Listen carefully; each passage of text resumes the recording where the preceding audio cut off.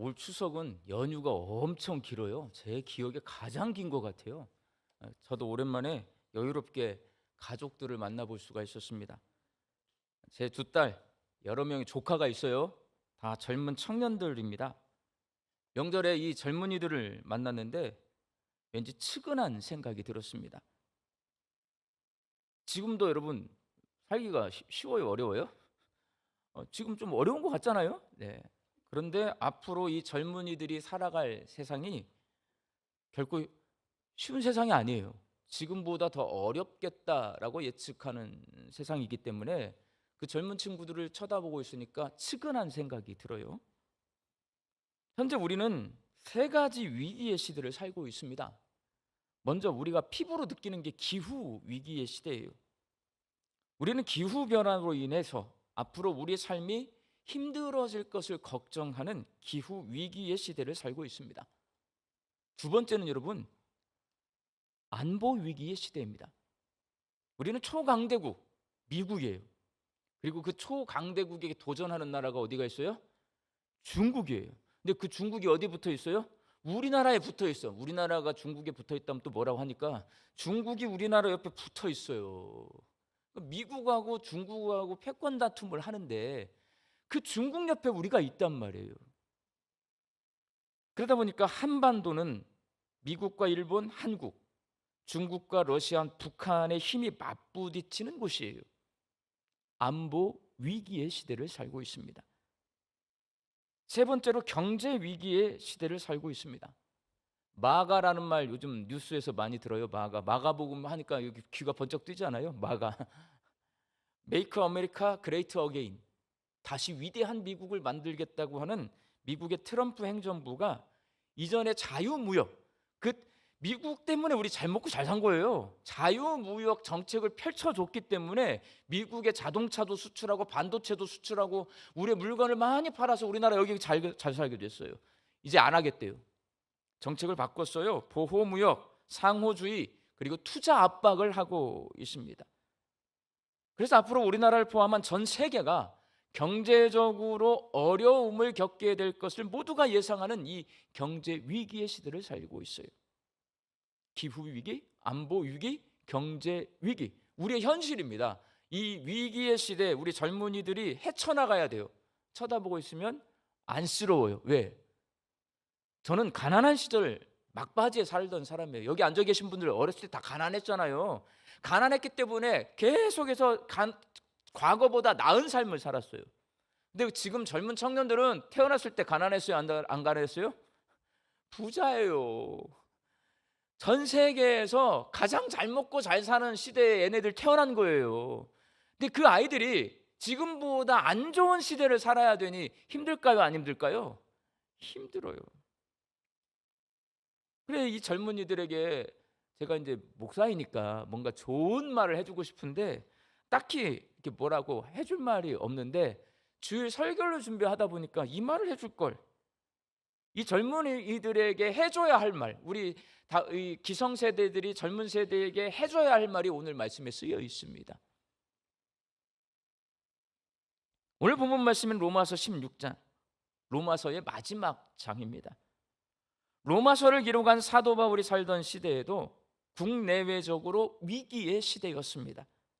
올해가 서기 2025년인데 바울은 서기 30년에서 65년경에 살았어요. 그 시대는 정치적으로는 로마 네로 황제가 폭압적인 정치로 여기저기서 반란이 일어날 조짐이 보이는 혼란의 시대였습니다. 사회적으로는 도덕적 타락이 심한 부패의 시대였습니다. 지금만 부패한 게 아니라 로마 시대에도 부패했어요, 여러분. 종교적으로는 교회가 박해를 받고 우상 숭배와 이단 사상이 가득했던 시대였습니다. 그런데 로마서에서 바울은 그러한 시대 상황 걱정할까요? 걱정하지 않을까요? 걱정하지 않습니다. 그런 이야기 하지 않아요, 여러분. 오로지 교회 걱정만 합니다. 바울은 로마서의 맨 마지막 부분에서 앞으로 로마 교회에 닥칠 어려운 위기에 대해 경고하고 있습니다. 그 시대에도요, 시대가 위기 시대야. 그런데 그런 얘기 하지 않아요. 그리고는 교회의 위기에 대해서만 말합니다. 그 위기는 어떤 위기냐? 교회를 분열시키는 영적인 미혹에 관한 거예요. 거기에 대해서 경고를 합니다. 오늘 보면 17절 말씀 함께 읽겠습니다. 형제들아, 내가 너희를 권하노니 너희가 배운 교훈을 거슬러 분쟁을 일으키거나 거치게 하는 자들을 살피고 그들에게서 떠나라.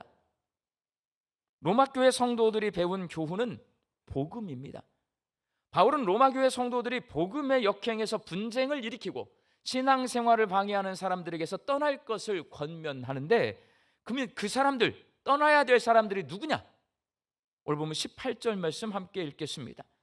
이 같은 자들은 우리 주 그리스도를 섬기지 아니하고 다만 자기들의 배만 섬기나니 교활한 말과 아첨하는 말로 순진한 자들의 마음을 미혹하느니라. 자기 배를 섬긴다라는 이 말, 자기 자신이 주인이라는 말입니다. 복음을 믿는 사람은 예수님을 주인으로 섬기게 됩니다. 그렇게 복음을 믿고 예수님을 주인으로 섬기는 사람들이 모여있는 교회 공동체에서 자기가 주인 행세를 하는 사람은 예수님을 믿는 사람이 아니고요, 예수님을 믿는 척 하는 사람입니다. 로마 교회에 그런 사람들이 있다라는 거예요. 겉으로 보면 예수님을 믿는 것 같고 너무나 잘 섬기는 것 같지만 겉으로는 그래요. 속으로는 자기가 주인 되어 삽니다. 그들은 분쟁을 일으키고 다른 성도의 신앙생활을 방해합니다. 바울은 로마 교회 성도들에게 그런 사람들에게 미혹되지 말고 그들을 멀리하라라고 말합니다. 목사인 저는, 특히 저는 그런 것 같아요. 제가 직장 생활을 조금 해서 그런가 교회 이야기만 하지 않잖아요. 기후위기, 우리나라 안보, 경제, 저는 설교 시간에 자주 언급합니다. 그러나 사도 바울은 당시 국내의 정세, 시대 상황에 관해 이야기하지 않습니다. 오직 로마 교회 성도들이 배운 교훈, 즉 예수 그리스도의 복음에 관해서만 이야기합니다. 바울 시대에도 위기의 시대였어요. 바울도 할 말이 많았을 거예요.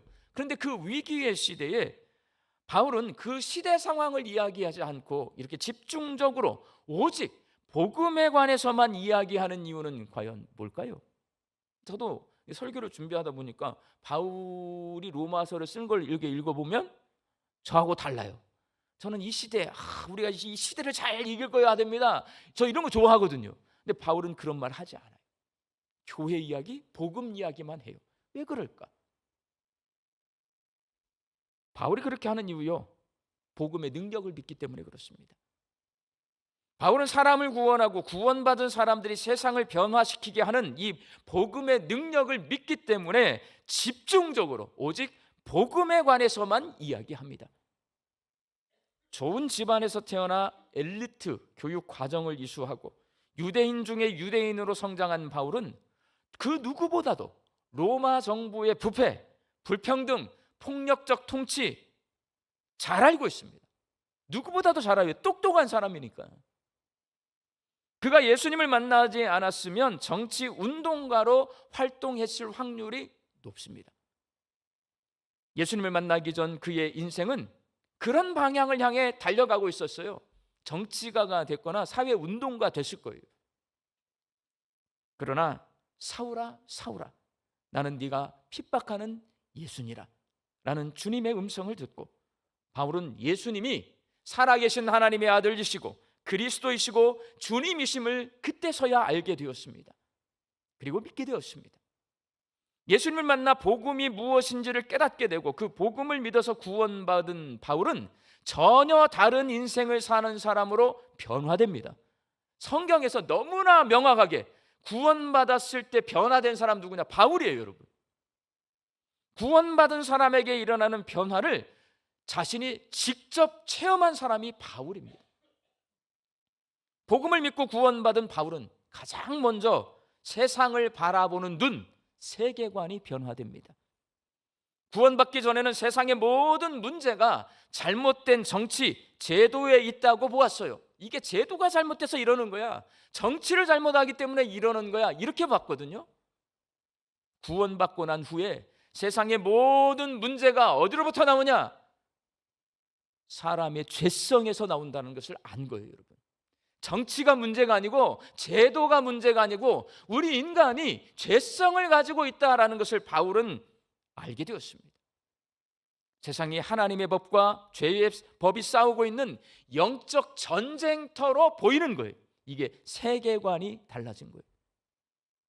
그렇게 세계관이 달라지더니 바울이 가치관도 달라져요. 보는 눈이 달라지잖아요. 그럼 가치가 달라집니다. 복음을 믿고 구원받기 전에는 출신, 학벌, 경력이 아주 중요합니다. 좋은 집안에서 태어나대요. 좋은 교육을 받아야 세상을 바르게 볼 수 있고 정치도 바르게 하고 좋은 제도를 만들어낼 수 있다라고 생각을 했어요. 길리기아 다소에서 자라난 것, 바리새파인 것, 가말리엘의 문화생인 것, 로마 시민권을 가지고 있는 것, 이게 바울의 자랑거리요, 바울이 가치 있게 생각하는 것이었습니다. 그러나 복음을 믿고 구원받은 후에는 이 모든 것들을 배설물과 같은 가치 없는 것으로 여기게 되었어요. 가치관이 달라진 거예요. 예수님을 아는 지식, 예수님과 연합하는 것, 부활의 소망과 복음을 전하는 일, 교회 공동체를 세상에서 가장 가치 있고 귀한 것으로 여기게 되었습니다. 세계관이 달라지니까 가치관이 달라져요. 세계관과 가치관이 달라지니 뭐가 달라지냐? 인생 사는 법, 인생관이 달라집니다. 그의 달라진 인생관을 잘 묘사해 주는 말씀이 로마서 1장 16절 말씀이에요. 1장 16절 함께 읽겠습니다. 내가 복음을 부끄러워하지 아니하노니 이 복음은 모든 믿는 자에게 구원을 주시는 하나님의 능력이 됨이라. 먼저는 유대인에게요 그리고 헬라인에게로다. 바울은 예수님을 부끄러워하고 예수 그리스도의 복음을 부끄러워했던 사람에서 예수님 자랑하고 예수 그리스도의 복음을 부끄러워하지 않고 전하는 사람으로 변화되었습니다. 인생이 달라졌어요. 복음을 믿고 구원받아서 세계관, 가치관, 인생관이 변화된 바울은 정치 운동가로 활동하지 않고 복음 전도자로 살았습니다. 국내의 정체나 시대 상황에 대해 이야기하지 않고 오직 복음에 대해서만 이야기합니다. 복음이 세상을 변화시키는 능력을 가지고 있다는 것을 그는 너무나 잘 알고 있었기 때문입니다. 바울이 전한 복음은 예수님의 십자가 죽음과 부활의 복음입니다. 바울은 예수님이 십자가에서 죽으심으로 사람들의 죄를 대속해 주셨고 예수님이 부활하심으로 사람들이 죽음의 권세를 이기고 하나님께로 나아가 하나님과 올바른 관계를 회복할 수 있게 되었다고 바울은 전하고 다녔습니다. 이것이 바울이 전한 복음입니다. 우리가 십자가 막 강조하고 부활 강조하고 이거요, 제자들은 이런 말 잘 안 해요. 여러분, 누가 말했냐? 바울이 말한 거예요. 그러니까 바울이 전한 복음을 우리가 듣고 십자가 하면 나의 죄를 저기서 용서해 주셨지. 부활하면 나도 예수님처럼 사망 권세를 이기고 부활할 수 있게 되었지. 이걸 우리가 왜 아냐면 바울이 이 복음을 전했기 때문에 그래요. 바울은 이 복음을 믿는 사람에게 은혜로 주어지는 선물인 구원을 구원의 시작인 칭의, 구원의 과정인 성화, 구원의 완성인 영화, 이렇게 설명을 합니다. 칭의는 예수 그리스도를 믿음으로 말미암아 하나님 앞에서 의롭다고 선언되는 구원의 시작입니다. 성화는 구원받은 성도가 성령의 도우심으로 거룩하게 변화되어서 예수님 닮아가는 구원의 과정입니다. 영화는 예수님이 재림하실 때 성도들이 부활의 몸을 입고 영생에 참여하는 구원의 완성입니다. 이것도요 다 바울이 우리에게 가르쳐 주는 거예요. 본인이 직접 복음의 능력을 체험한 바울은 정치와 사회개혁 운동에 적극적으로 참여하는 대신 복음을 전파하고 복음을 믿고 구원받은 성도들이 함께 모여 신앙생활을 하는 교회 세우는 데 전념을 합니다. 인생 거의 다 바쳐요. 복음 전하고 교회 세우고. 특별히 아시아와 유럽 지역을 다니면서 이방인에게 복음을 전하고 이방 지역의 교회를 세우는 일에 전념합니다. 바울은 이방인 선교사로 삽니다.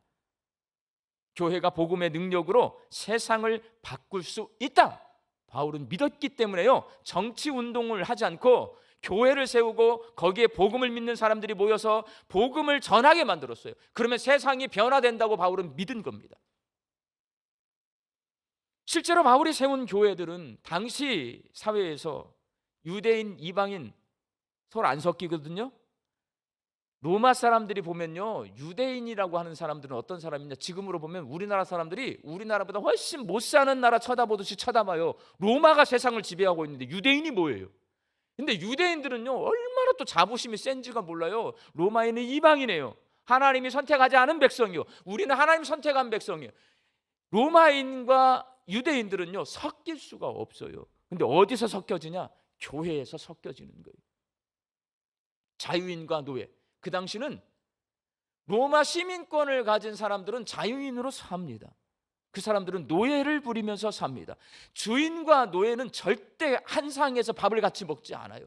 함께 말도 섞지 않아요, 여러분. 노예는 물건 취급받던 그 시대예요. 그런데 교회 안에서 그 주인과 노예가 한 분 하나님 앞에서 함께 예배하고 함께 성찬, 밥을 먹습니다. 부자와 가난한 자가 그리스도 안에서 서로 용납합니다. 서로 사랑하면서 믿음 안에서 한 가족이 되어서 함께 살아가는 새로운 모델, 뭐가 보여줬냐? 교회가 보여줬습니다. 지금 이 시대 여성의 인권, 어린아이들의 인권, 못 사는 나라 사람들의 인권, 이런 게 모든 인권이 다 올라갔잖아요. 이게 어디서 나온 거냐면 초대교회에서 나왔어요, 여러분. 만약에 초대교회가 없었으면 지금 이런 시대 살지 못해요. 우리나라는 옛날 조선시대로 살 거예요. 양반과 상인, 그렇게 살 거예요, 여러분. 그런데 교회가 온 세상을 바꿔놓은 거예요. 바울은 복음이 이렇게 세상을 변화시킨다는 것을 믿었어요. 그것이 하나님께서 바울에게 맡겨주신 사명이고, 바울은 생명을 바쳐서 그 사명을 감당했습니다. 바울은 로마 교회 성도들이 복음의 능력으로 세상을 변화시키기를 독려하면서 이렇게 말합니다. 오늘 보면 19절 말씀 함께 읽겠습니다. 너희의 순종함이 모든 사람에게 들리는지라. 그러므로 내가 너희로 말미암아 기뻐하노니 너희가 선한 데 지혜롭고 악한 데 미련하기를 원하노라. 바울은 로마 교회 성도들에게 선한 데 지혜롭고 악한 데 미련하라라고 말합니다. 여기서 지혜롭고로 번역한 이 헬라어 소포임이에요. 분별해낼 수 있다라는 말이에요. 미련하라로 번역한 헬라어 아케라이오이, 혼합되지 않고 순수하다라는 말입니다. 선한 데에서 선은 하나님의 방식, 사랑, 정의, 자비, 평화를 말합니다. 그래서 선한 데는 지혜롭고라는 이 말은 하나님의 방식과 뜻을 분별하는 능력을 말해. 너 선한 데 지혜로, 이게 하나님의 뜻인지 방법인지 너 분별할 수 있어야 돼, 이 말이에요. 또한 악한 데에서 악은 세상의 방식을 말합니다. 바울은 항상 하나님의 법과 죄의 법이 싸워요. 하나님이 일하시고 세상 방식으로 일하고, 이걸 항상 비교해서 말을 하는데, 이 악은 뭐냐면 폭력, 조롱, 탐욕, 정치적 술수를 말합니다. 그래서 악한 데 미련하라라는 이 말은 세상의 악한 방식에 오염되거나 익숙해지지 않고 복음과 믿음의 순수성을 지키고 구원받은 성도의 정체성을 지키라. 너 복음을 믿었어? 그러면 세상 방식으로 살지 말고 하나님 방식으로 살아야 돼. 그 정체성을 너 지켜야 돼. 악한 데 미련하라라는 말입니다. 당시 로마 교회는 내부적으로는 이단의 공격을 받고 있었습니다. 거짓 교사들이 복음이 아닌 잘못된 교리로 성도들을 미혹했습니다. 그리고 외부적으로는 로마 정부의 박해에 시달리고 있었지만 그보다 더 큰 문제가 뭐냐? 성도들의 세속화였습니다. 복음을 믿고 예수님을 믿게 되었는데 예수님의 방식을 따라 살지 않고 내가 복음을 믿기 전 내 몸에 익숙한, 내가 습관이 되어 있는 죄의 방식을 따라 사는 거예요. 구원받은 성도들이 세상 풍속을 따르게 되면 교회는 복음의 능력을 잃어버리게 돼요. 교회가요, 복음의 능력을 잃어버려요. 교회가 있을 필요가 없어요, 여러분. 바울은 선한데 지혜롭고 약한데 미련하라라는 이 말로 로마 교회 성도들이 영적인 분별력을 가질 것과 구원받은 성도로서의 정체성을 지킬 것을 권면했습니다. 세상을 피하지 않고 하나님이 교회를 편안하게 만들어 놨을 거면 저는 정말 우리 교회가 저기 증심사 이런 데, 헐몬 수영관 이런 데 있었으면 좋겠어. 사람들 눈에 안 띄게 날마다 그냥 산속 돌아다니면서 산책도 좀 하게. 근데 교회를 어디다 세워놔요? 양림동에다 이렇게 세워놔. 세상 속에 세워놔요. 우리는 세상을 피하지 않습니다. 세상 속으로 들어갑니다. 그렇지만 세상을 닮지 않습니다. 세상 속으로 들어와서요, 교회는 복음의 모습을 드러내야 돼요. 하나님의 선한 질서를 세상 사람들에게 보여주어서 어두운 세상을 밝히는 빛이 되고, 죄악된 세상을 거룩하게 변화시키는 소금이 되는 것, 그것이 선한데 지혜롭고 악한데 미련한 교회의 모습이고 성도의 모습입니다. 사랑하는 광주 양림교회 성도 여러분, 위기의 시대를 살고 있는 우리 성도들에게, 특별히 젊은 청년들에게 하나님께서 로마서를 통해 들려주시는 말씀, 바로 선한데 지혜롭고 악한데 미련하라라는 말씀입니다. 이 말씀은 분별력을 갖고 정체성을 지키라라는 말입니다. 이 시대를 분별하고 진리인 복음을 분별할 줄 알고 세상 풍속에 휩쓸리지 않고 구원받은 성도의 모습을 지키고, 세상의 방식이 아니라 하나님 방식으로 움직이는 구원받은 성도의 모습을 지켜야 합니다. 위기의 시대일수록 진리가 아닌 것을 철저히 분별해내고 정체성을 지킬 수 있어야 합니다. 왜?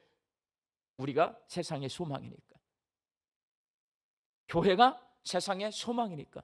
위기의 시대는 빛이 없는 시대예요. 위기의 시대는 소금의 맛을 잃어버리는 시대예요. 그 시대에 교회는 복음의 능력으로 빛을 발하고 있어야 되고 소금의 짠맛을 내고 있어야 합니다. 초대교회 성도들은 이 분별력을 가지고 정체성을 지키기 위해 어떻게 했냐? 모이기에 힘썼습니다. 아셨어요? 초대교회가 소금의 역할을 감당한 방법은 단순해요, 여러분. 모이기에 힘썼어요. 함께 모여 기도하고 말씀을 가르치고 배우고 예배와 교제하는 일에 힘썼습니다. 그들이 함께 모여 기도할 때 지혜의 영이신 성령님의 도움을 받을 수 있었고, 함께 모여 말씀을 배울 때 성경에 기록되어 있는 복음의 진리를 깨달아 알 수 있었고, 함께 예배하고 교제하며 이단을 분별하고 이단의 공격을 막아내고 죄를 분별해서 죄와 싸워서 이길 수 있었습니다. 방법은 간단합니다. 교회는 이름 자체가 에클레시아, 모임이라는 말이에요. 교회가 세속화되지 않고 위기의 시대를 극복하는 방법, 모이는 거예요. 그러니 우리 광주 양림교회도 마찬가지입니다. 이 위기의 시대에 모이기에 힘써야 여러분 분별력 가질 수 있습니다. 함께 기도하고 함께 가르치고 배우고 함께 예배하고 교제할 때에 이단의 공격을 막아내고 죄와 싸워서 이길 수 있습니다. 세속화되는 거 어떻게 막냐? 모여요. 모여. 함께 기도해요. 모여서. 함께 성경을 배워요. 이때 우리가 세속화를 막아낼 수가 있는 거예요. 중보기도, 금요기도, 새벽기도, 특별히 다음 주간에 진행되는 추수감사 특별 새벽기도, 제가 이제 뭐 하자고 그러면 목사님 힘들어요, 이런 분들이 요즘은 정말 많이 계시거든요. 그래도 모여야 돼. 안 모이잖아요. 교회는 빛을 잃어버려요. 안 모이면 소금의 짠맛을 잃어버려요. 교회는 반드시 세속화됩니다. 왜? 안 모여. 뭐해요? 자요. 자. 그럼 밤에 잠이 안 와. 뭐예요? 죄 짓는 데 간다니까. 아침에 와서 새벽 기도를 하게 해야지. 피곤해서 일찍 들어가서 집에 가서 자. 그래야 죄를 안 져요, 여러분.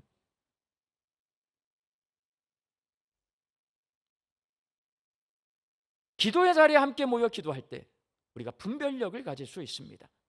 기도로 하나님과 영적인 대화를 나누는 사람이 그리스도인이고요, 기도로 하나님과 영적인 대화를 나누는 공동체가 교회인 것입니다.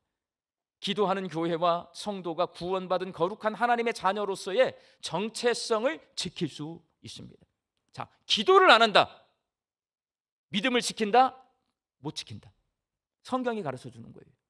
기도를 안 하는데 내가 신앙생활 하고 있다? 못 한다. 기도가 없다. 김현준 목사가 기도를 안 한다. 목회를 할 수 있다, 없다? 목회를 하는 척 할 수는 있어요. 근데 목회는 못 한다. 왜? 하나님과 영적인 대화를 나누지 않은 사람은요, 자기가 주인 되어 사는 거예요. 그럼 어떻게 되냐? 세속화되는 겁니다. 예배는 드릴 수 있어요, 여러분. 거룩한 척은 할 수 있어요. 그러나 하나님과 영적인 대화가 끊어진 사람, 그 사람은 하나님의 뜻을 분별해낼 수가 없습니다. 기도하는 거예요. 기도해야 분별하는 거예요. 기도해야 정체성 지킬 수 있는 것입니다. 우리 광주 양림교회 성도들이 기도의 자리에 함께 모여서 하나님과 깊이 있는 영적인 대화를 나누셔서 선한데 지혜롭고 악한데 미련한 성도들이 될 수 있기를 바랍니다. 요즘 수요 말씀 사경의 시간에 이제 요한복음 시작했어요. 제가 생각한 것보다 관심이 많으시더라고. 많이 오셨어요. 성경을 가르치고 배우는 자리에 함께 모여 복음이 무엇인지를 알아갈 때에 복음의 진리를 깨달아 알 수 있습니다. 여러분, 가만히 있어. 어떻게 알아요?